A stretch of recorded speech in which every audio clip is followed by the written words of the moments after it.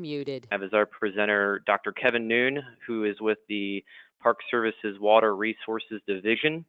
Kevin is an amazing subject matter expert in every sense of the term, and literally wrote the book on conservation mitigation banking. So with that, I'm going to turn the controls over to Kevin.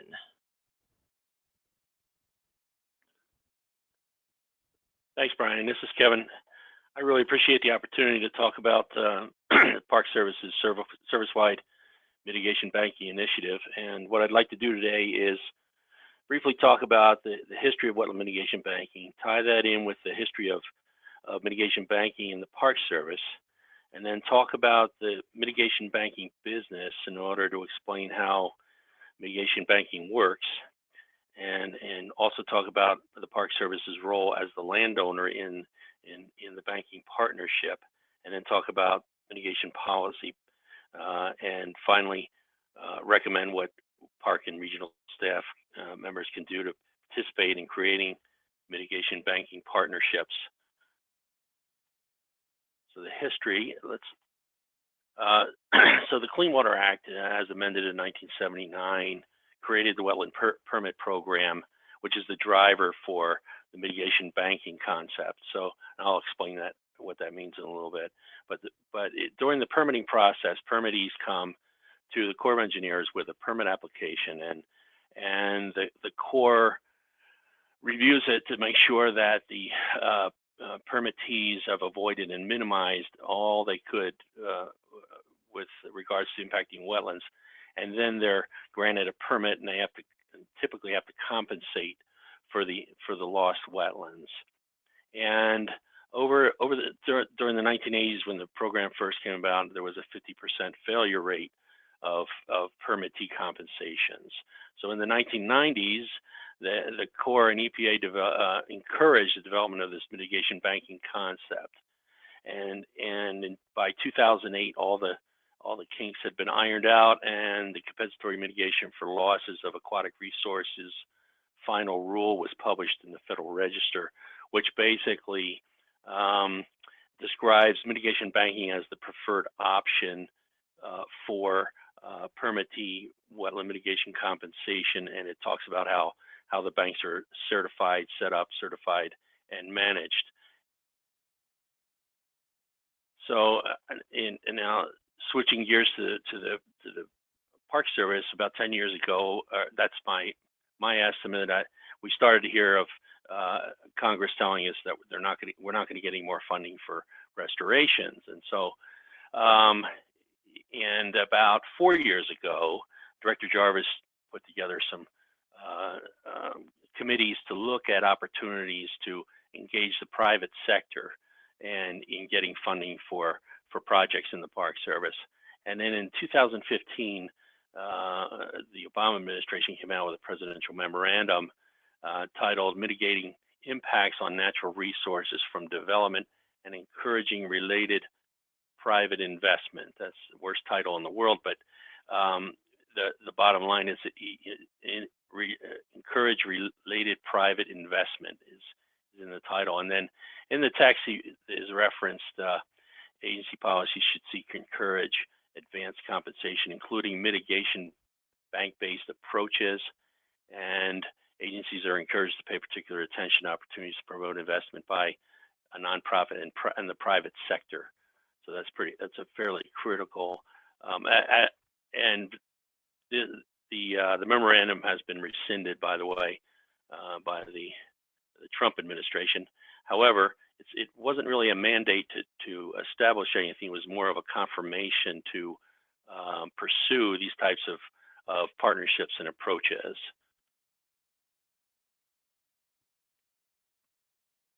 So I'm shifting gears now and talking about the mitigation banking business itself, give you an understanding of how it works.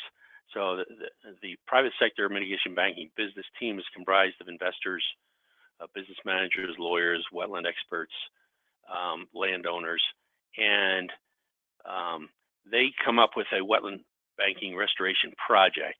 So with regards to the Park Service, they would look at what restoration opportunities are in parks, and they'd formulate a project around that, and they'd have to do their due diligence and make sure that there's a demand for restoration credit that they create, and they can sell the credits in that watershed region. So then they take that restoration project proposal to the Interagency review team for certification, and that's comprised of the Corps, Fish and Wildlife Service, National Marine Fisheries, and some state environmental agencies typically. And they scrutinize the plan and approve it only when they have a high level of confidence that it'll be successful and it will provide a significant amount of physical and biological functional lift relative to the existing conditions of the degraded wetland once they restore it. So then they determine a number of credit acres that they are assigned to that net benefit or net gain that they've created through the restoration, and then they'll define a service area. And so then the wetland restoration is completed, and then credits are sold to the permittees that need to purchase compensatory mitigation credits in order to get their permits. And so credit sale price is determined by many variables, but typically it's ends up being about 3 times the restoration cost.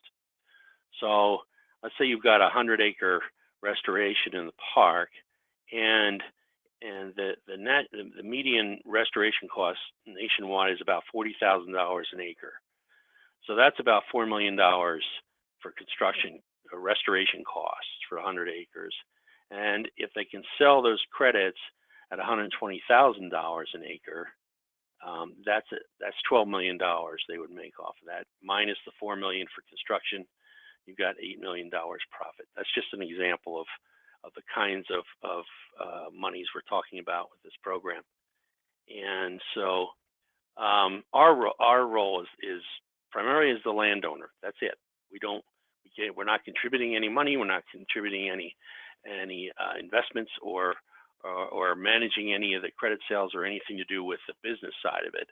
We're just simply the landowner, and the partner, the bankers, pay all the expenses related to the banking business. They conduct all the meetings. They pay for contractors to do compliance, and they pay for the construction of the wetland restoration in the park. The park has full control over the compliance, the design, and the construction of the wetland restoration, and the park and the region and the mitigation banking initiative will be reimbursed for services with any of the credit sale revenues that are returned to the Park Service.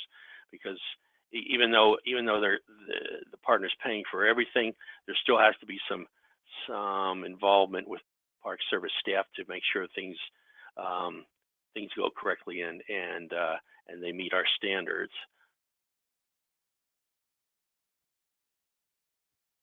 So the Service-Wide Mitigation Banking Initiative essentially is going to manage the development of these partnerships across service-wide, and some of the I put down the major tasks that we're involved with. The first one is developing a service-wide degraded wetland inventory. That's a backlog of wetland restoration needs, park by park, and we're going through. So far, we're piecing together funding from various sources to do that, region by region.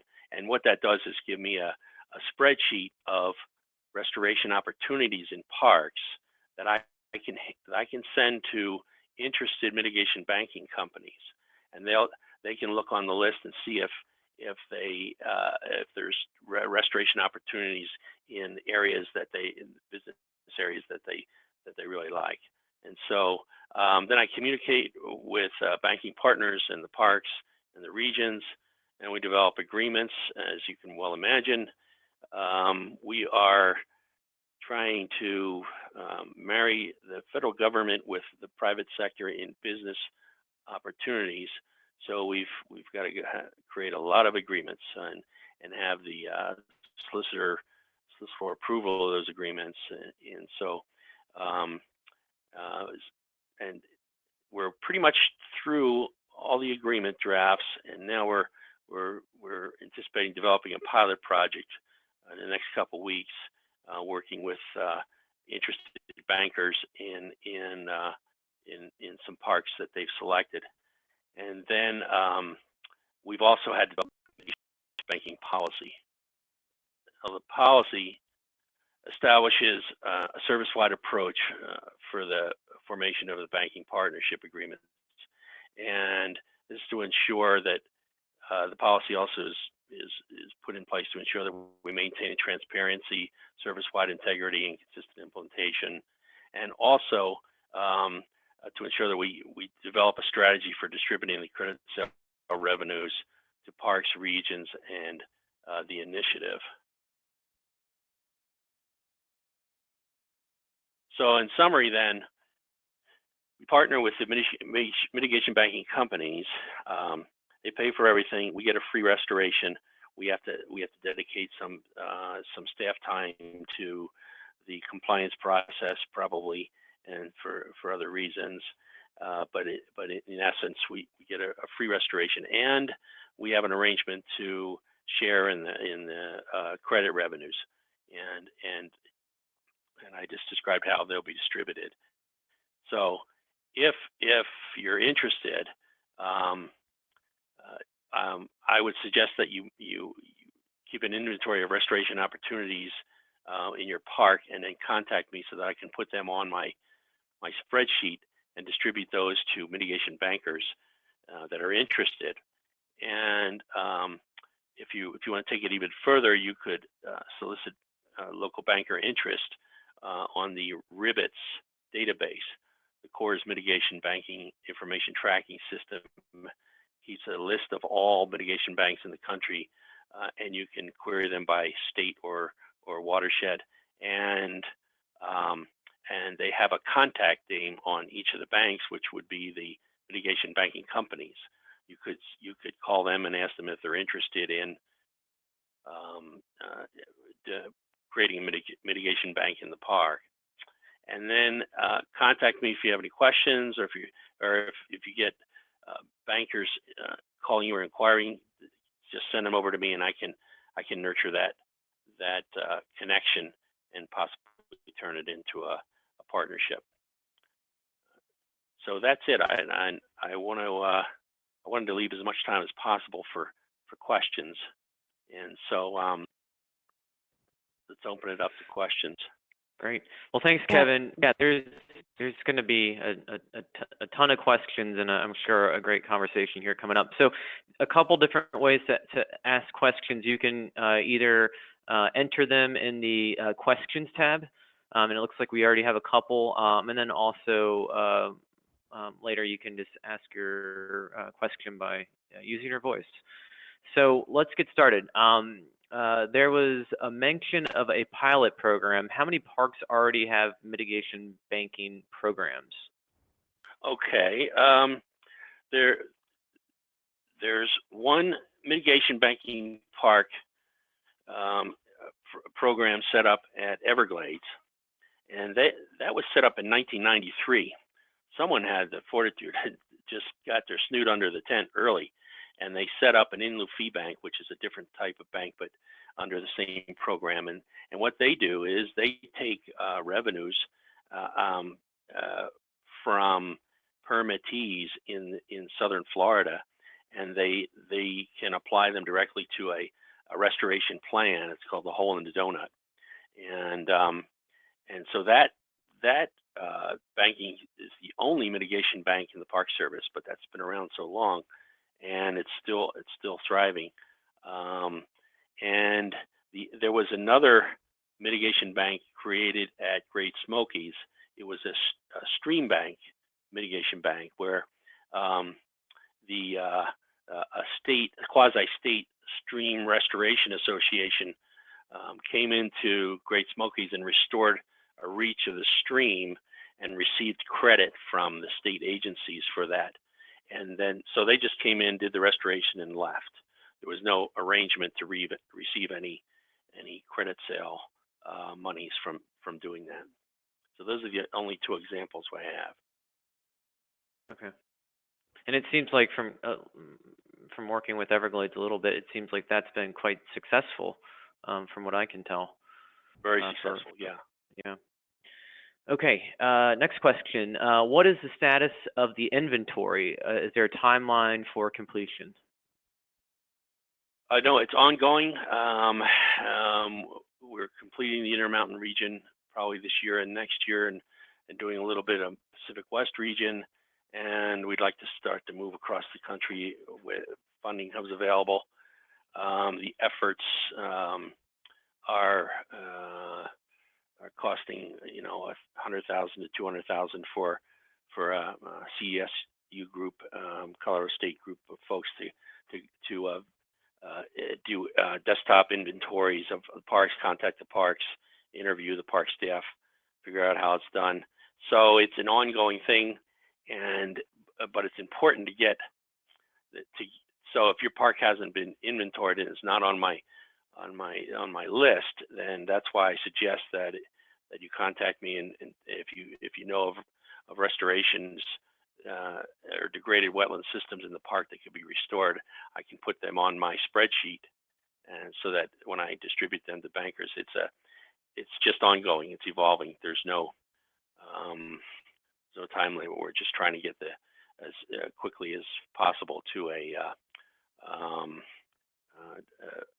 list of what's available to bankers. Okay.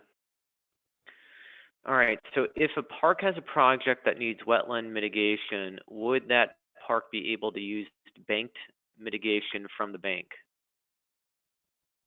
And if so, what would be the cost to the park?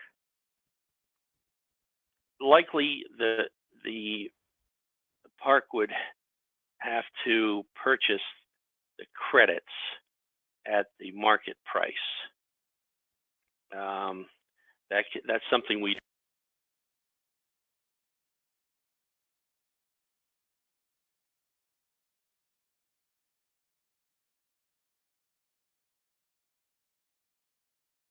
Okay. Am I back again?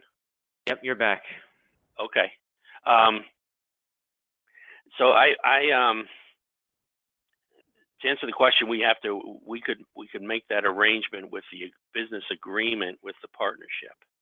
So the partnership is going to want to, if we're going to share in the sale of the revenues, we're going to probably be required to compensate in the bank. I'm not sure. It'll be up to how we set up the arrangement with the banking company. Okay.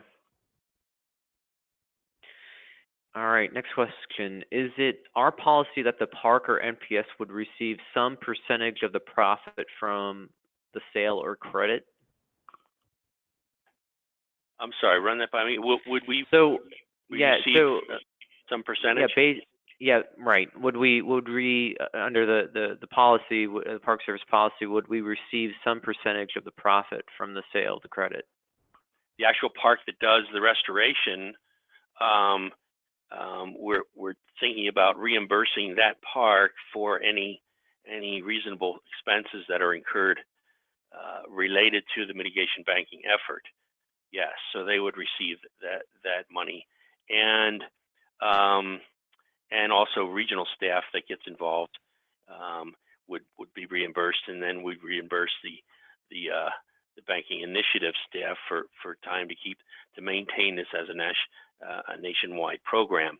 And so, and if there's any left over from that, we were thinking of having a bid process where people would send in proposals, and that could be from any park, and that way even the parks with the banks creating them could be on the list and be evaluated and awarded funding for their proposals. Okay. What is the length of time for banking entities required to monitor restoration work to ensure the restoration is successful? Okay. The monitoring component is defined by the interagency review teams certification process. They'll require long-term monitoring to ensure success, and they'll require the banking company to put up a contingency bond and for any unanticipated problems, and that's usually enough to cover what the team will see as the worst case scenario. It's typically an invasion of non-native species, and so that's the typical anticipated problem. So yeah, they have to go through have a whole long-term monitoring program. Okay.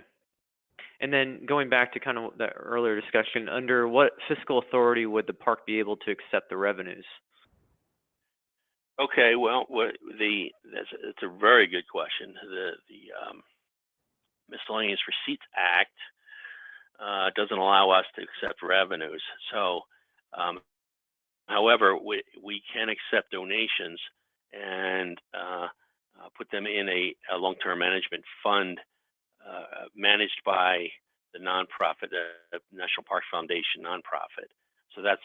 So the revenues will come back as donations to that fund, and then, as I said, the distribution from that fund will depend on what we need to get back to the parks and the regions for their efforts, and the initiative staff members' efforts in keeping the program going. Okay. And I'm going to jump a question ahead before going back. So how are the number of credits determined from for a particular project or a bank? Okay, for the number of credits. Okay. Yeah. They're typically determined by credit acre. And again, the interagency review team looks at the functional lift, the net gain in physical and biological function that's created by the restoration. So from the existing condition to the restored condition, and they assign the number of credits based on the magnitude of that functional change, and it's typically done acre by acre. If it's a really good positive and net change, they'll typically get 100%, or acre for acre. Okay. So for the effort, the Park Service effort that you're describing, Kevin, is it restricted to wetland restoration? For desert parks with large solar energy projects occurring around their boundaries, is there any opportunity to establish mitigation banks for desert restoration? Oh, okay. So we're talking about conservation banking. So there'd be if the park can improve, say, listed species conservation banking opportunities. So let's say they improve the habitat for some listed bird species, and typically they have to show that they've made improvements, and then the improvements are measured by the mating pairs that are developed associated with the change in habitat or improvement of the habitat. And typically, what the Fish and Wildlife likes to see is a restoration or enhancement of habitat into a larger contiguous system, and then they'll allow, say, the solar people or the permittees in the region to impact fragmented portions of that habitat, and then they would have to purchase credit from the park that improved the habitat in the park. So yes, so the answer to the question is really, this is so complex that I was told not to talk about other mitigation opportunities until we demonstrate mitigation banking, wetland mitigation banking, which is the most developed of all the concepts or applications of mitigation banking. There's also carbon sequestration banking, water rights banking. There's all kinds of uses of the application. But at this time, the conservation banking is the second most popular and most developed application of the offset credit trading concept. So yes, I think if a park wanted to do that, I think we could make that happen. We could get the arrangements and the agreements together, and we could work with Fish and Wildlife Service and actually do that. But for right now, we're talking about wetland mitigation banking. There's also opportunities to improve bog turtle habitat in the Northeast and some other endangered species. Cockaded woodpecker in the Southeast habitat would be appropriate too. So the answer is it's hard for folks in the Park Service to get their head around wetland mitigation banking, let alone other applications of the concept. Yeah, you're right. It gets confusing because right when people say conservation banking, that generally is in reference to Fish and Wildlife Service banks, correct? Correct. It's the equivalent of the Corps of Engineers wetland mitigation banking program. Those types of functions would be handled by Fish and Wildlife Service instead of the Corps of Engineers. Okay, and this is a similar question to the one earlier. Are any banking used in the technical assistance request for the Tumakori fire recovery of the Cottonwood Gallery forests? So, for fire restoration. Okay, you have to run that by me again. What would be the focus? Yeah, to develop a mitigation bank? Right, around fire restoration and technical assistance for a fire restoration for forest restoration. Okay, so remember I mentioned a driver. There has to be something that produces a demand where someone's willing to pay for restoration of the resource or improvement of the resource. So I'm not sure how if the fire destroys the wetland, there's no driver there that says say the landowner or the forest owner would have to pay for compensation. Right. It doesn't work. Okay. And folks, just so you're aware, we've got a lot of questions here, so we haven't unmuted the lines yet. So we're just going in order of those who have entered questions in the question tab. So again, if you want to get in line, do so that way. If there's time, of course, we'll go to open up the lines as well. All right, Kevin, next question. Could a park be able to set up a wetland bank for its own use for future projects that may need wetland mitigation?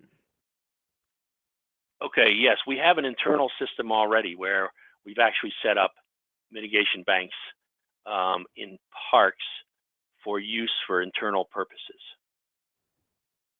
So yeah, that's something that I've set up, and those are agreements with and they all trail back to the driver, which is Director's Order 77-1, wetland protection. So yes, we can do that internally. So for example, we have one an agreement with the Alaska region where Alaska Parks are restoring some mining operation degradation and storing credit on a ledger to be used for other park-related projects or park-related projects that say they want to expand their visitor center into a wetland. They can purchase credit from that ledger and I guess reimburse the park. We haven't talked about money transfers. We're talking about parks willing to turn that into credit and trade it with other parks.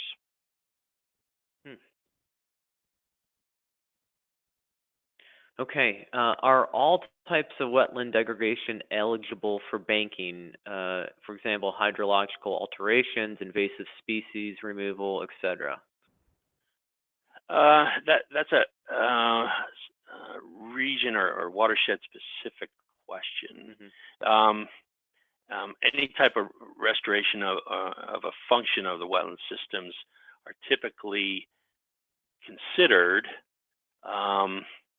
It has to do with what's being impacted, the total of types of wetlands that are being impacted, or types of functions. So the Corps likes to certify a bank that will provide a variety of functions, so that in that watershed, if one function is destroyed, they can buy credits from a bank that's created multiple functions. So endangered species removal, we'd have to float that past the interagency review team if they'd be willing to take that. They may not be willing to give it an acre by acre credit value. They may say, 100 acres of invasive species removal in a wetland would equal 10 credit acres, and so that's, again, that would be up to the mitigation banking company or partner to investigate in that region with the Corps. Yeah. So, in your opinion, what makes the mitigation bank strategy better or different than the issuance of a conservation easement for a fee under the NPS right-of-way authority?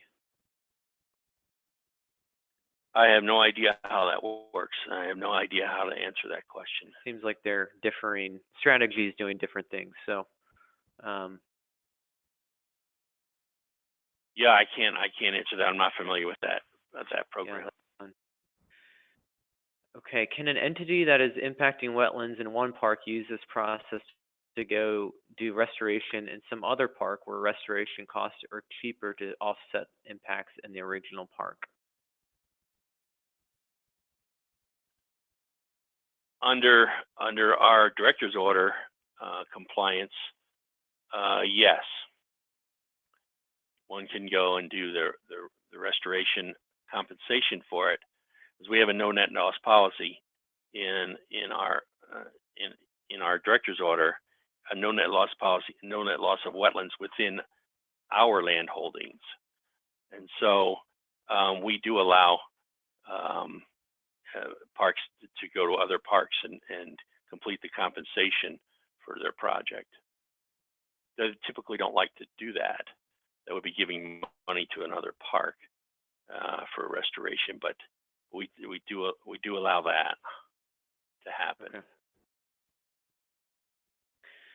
All right, so it looks like we're through the written questions. So we're gonna go through. Cass, if you could help me with this, just try to unmute the lines, so folks can, if you can put your phone on mute, that would be helpful too as we go through and unmute folks. But feel free again to ask a question if you like. As folks, as we unclick the mutes for the phones here, Kevin, do you want to kind of put in context, I think, maybe like how banking seems to be really taking off, is like a big deal for the Army Corps, seems to be really gaining momentum for Fish and Wildlife Service. Can you kind of put it in context in terms of how this form of mitigation is really a game changer for the federal government? Well, basically, what the mitigation bankers look for are degraded wetlands in a watershed, and it's become fairly popular, like you said, and there are a lot of mitigation banks out there right now, but there's always continued growth and development that's going to demand credit from impacting wetlands, and so they're supplying the demand, but we're late to the game. So we have huge land holdings in various parts of the country, all over the country, that have degraded wetlands that could be reasonable to restore. And so that's an advantage we have, is that those bankers can look at these places in areas where surrounding parks maybe there aren't any restoration opportunities left. They can now go to the parks that have those opportunities. Okay.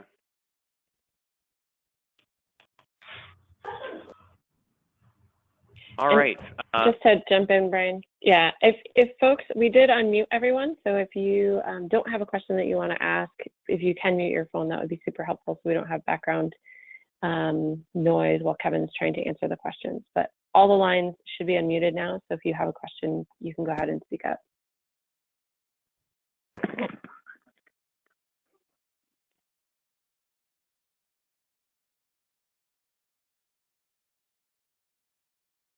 Anyone?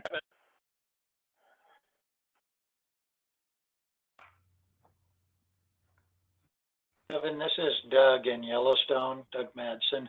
I've got a question in terms of, we've done a number of projects in the park. Sometimes we'll get in the situation where we need to do some wetland mitigation because we're impacting either through parking lot expansion or something else. But right now we're finding ourselves in a situation where it's getting more and more difficult to find wetlands that are accessible that we can go ahead and restore. Okay. If we take these wetlands and have another company come in and restore them for an outside use, it seems we might be shooting ourselves in the foot in the future if we ever need wetland restoration credits ourselves. So you'd have let's say you've got a 100-acre wetland area to restore. So you have a 100-acre wetland to restore, and a company comes in and does it for you. Does it for you, then yep, that whole cost of doing that would be covered by the banking company, so it'd be free. So you get a total restoration for that. Whereas if you kept it and used it as a fallback and do it a piece at a time for various projects, I'm not sure. There is an opportunity to go outside to another park and do the wetland restoration. I guess you'd have to just weigh the advantages of having it completely restored for free versus using it as in holding to accommodate your internal project needs for compensation. So what I will say that a lot of parks are running out of restoration opportunities, and so internally we're getting more and more flexible with the type of restoration, like invasive species removal. We're allowing people to use that as compensation internally. So we're being very flexible in what we're requiring people to do in order to restore the wetlands. And so you could also go to other parks and do the restoration there. But I think it's a question of do you want to get it completely restored now and possibly share in the revenues, or save it for your internal uses and pay for it yourselves, an acre at a time or 2 acres at a time. Okay, thank you. Great question. Yeah, that's a mind bender. That's for me. I have to think about that one a lot.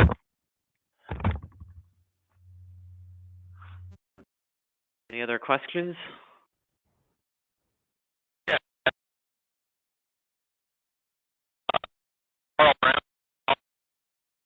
Carl, I think that's you. You're really scratchy. It's hard to hear you.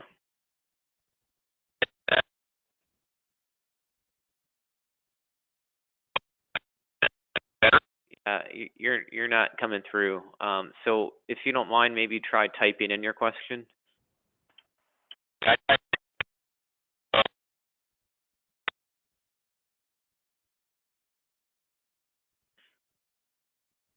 All right.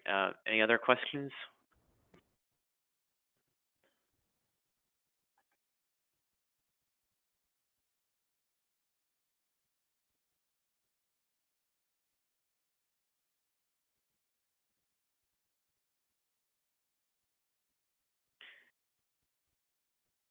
Kevin, do you want to discuss the those interagency review teams? Like, what role would they possibly have with banks being set up within parks? They have to approve. They don't care where the parks are or where the restorations are completed, say in parks or whatever, or outside on public land.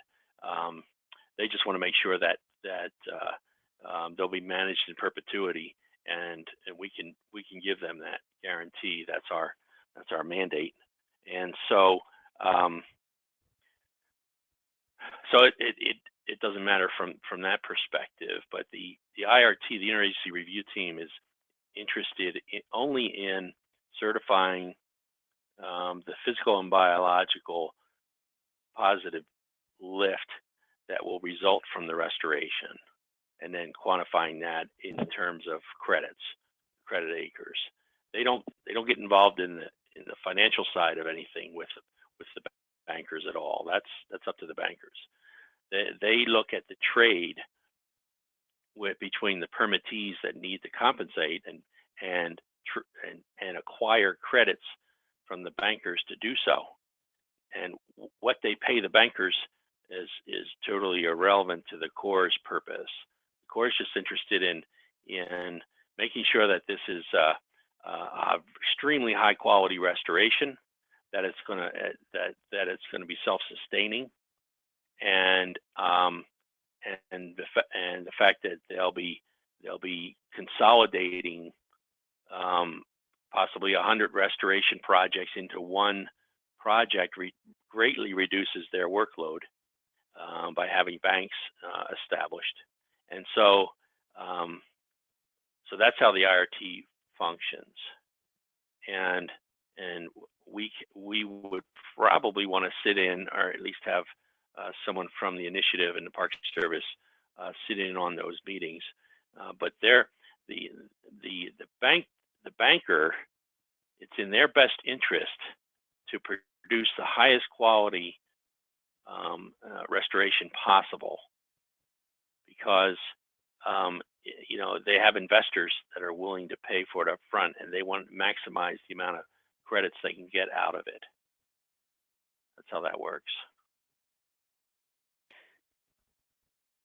And so some of those banks too could potentially serve as a wetland bank and conservation bank for the Fish and Wildlife Service too, right? That's true.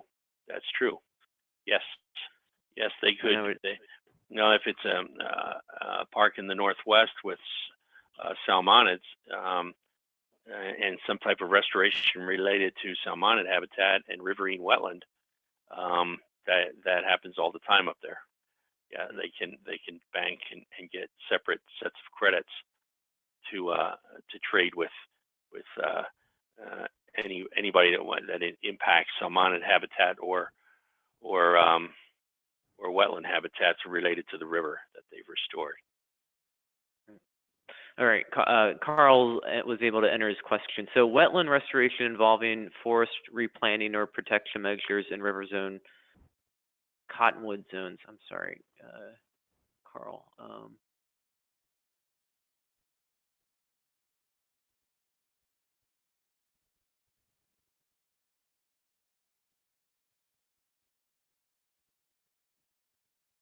I'm sorry, Carl, I don't quite understand your question. Are there other questions for Kevin?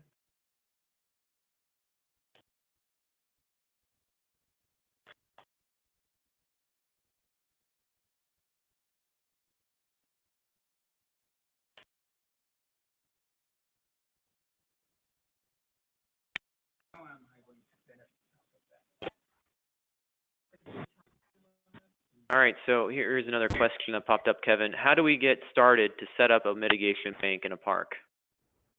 Okay, so identify what the restoration opportunity is. What is the degraded wetland condition? Is it a degraded stream system, or is it degraded? It could be a riverine wetland. Is it a degraded palustrian wetland? Has it been channelized and drained with drain tiles, that sort of thing, and estimate the acreage and contact me and let me know what you've got. And then if you wanted to go out and look on that Ribbit's database, you could look up mitigation bankers around your park and ask them if they'd be interested in restoring the wetland in the park as a mitigation bank. And then I could take it from there, or if you send me your restoration opportunity, what's degraded in the park, I can put that on my check my list. I just don't have the time to go out and do the investigation on the Ribbit's database for looking for bankers. I'm trying to get this started. I'm just working with bankers that have come to us already and expressed an interest in general, and trying to appoint them, get them to review what parks they want to work on. But that's something you could do. And please don't hesitate to contact me if you have any questions, or if you make inquiries, or a banker calls you. Please get in touch with me so I can kind of nurture that relationship into some type of agreement. And Kevin, on that note, here's another question. Are there program documents, agreements, and/or donation plans that we need to prepare, or are there NPS template documents that we work from, or is this all handled at the WASO level? So it's all handled at through the Mitigation Banking Initiative right now.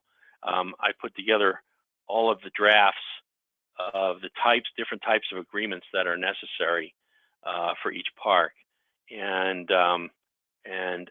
the general agreements between the initiative and the region and the park, and those sorts of things.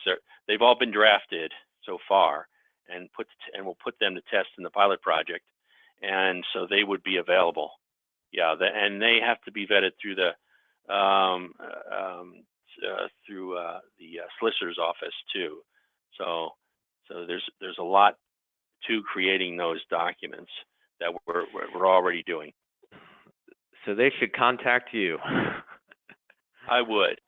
Yeah. All right. Well, thank you so much, Kevin. A fantastic presentation. There's a lot to chew on here. And folks, this is, as you may have caught earlier, once upon a time, we were going to have this presentation be kind of tag team with the Army Corps and Fish and Wildlife Service, but because the Fish and Wildlife Service mitigation plan policy is under review, Fish thought it didn't make sense to present at this time because that's in flux right now. So, but stay tuned for a future date where we hope to have Kevin back, and then also folks from Army Corps and Fish and Wildlife Service to touch on this topic again, because clearly it's complex. There's a lot going on. There's a lot of moving pieces. So so stay tuned for that. Also, Kevin, I'm taking back the screen here. Okay. I want to remind folks that we have a number of upcoming webinars that may spark your interest on our toolkit. These are also publicly available on our page on the Network for Landscape Conservation page. Also, as a reminder for Park Service folks, the toolkit has a lot of great resources here on getting started, thinking about your landscape and opportunities for scaling up, authorities for working outside of park boundaries, partnering with other agencies, etc. A lot of the success stories and other efforts, things that other parks have done, so you don't have to reinvent the wheel. There's a great mapping resource tab here. There's the library. There's a lot here.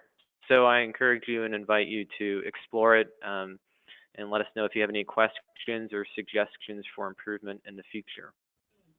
So with that, thanks everyone.